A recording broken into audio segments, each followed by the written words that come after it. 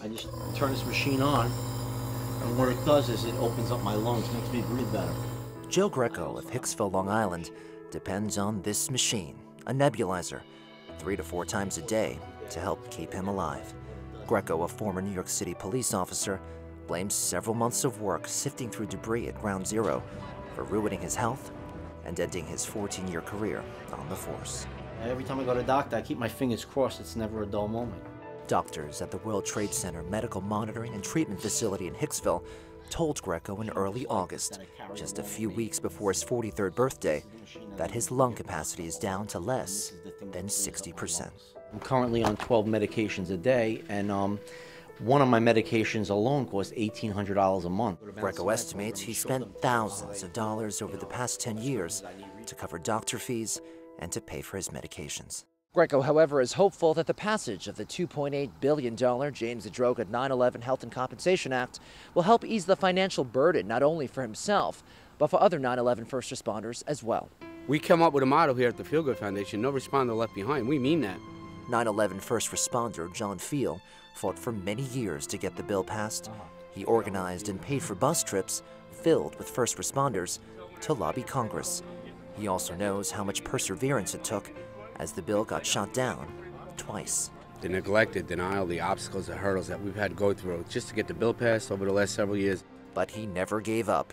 Finally, last December, Congress said yes, and President Obama signed the historic bill into law on January 2nd. However, just recently, some of the sickest first responders learned that they would not see 1 cent of that money. There's no doubt that I got this cancer from Ground Zero. Many 9/11 heroes, like John Devlin of Brightwaters, Long Island, are furious about the decision that was made this summer to exclude those who have cancer from participating in the fund. Devlin operated heavy machinery as part of the 9/11 recovery efforts. He now has stage 4 throat cancer. I have all the information you're saying that you don't have. Your own doctors already wrote a report for me a year ago saying that my cancer came directly from Ground Zero. At town hall meetings this summer, like this one in Melville, Long Island, and another in Jersey City, New Jersey, Sheila Birnbaum explained those with cancer are excluded because scientific evidence has not linked being around Ground Zero or the other crash sites to cancer.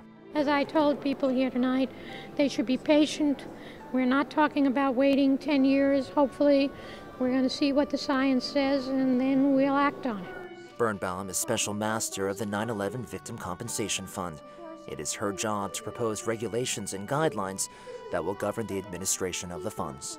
I think people are very emotionally involved in this issue of cancer, and people are reacting in anger. I've been to 53 funerals in the last 5 years. 51 of them were cancer related. John Feel says on a scale of 1 to 10, he gives the current version of the fund a 6. Feel vows to keep fighting so that those with cancer will be eligible to apply. It will never be a 9 because too many people have died. But we can make it an 8. We had cancer and we had other stuff. We can make it an 8. And when that bill becomes an 8, then I'll be proud. It's cancer. It's a big cancer. It's a lot of money. That's why it's not up there right now. There's not enough money in the fund. So many people that I know of that died from 9/11 cancer related, and for them to say that it's not, there's no link, it's just absurd.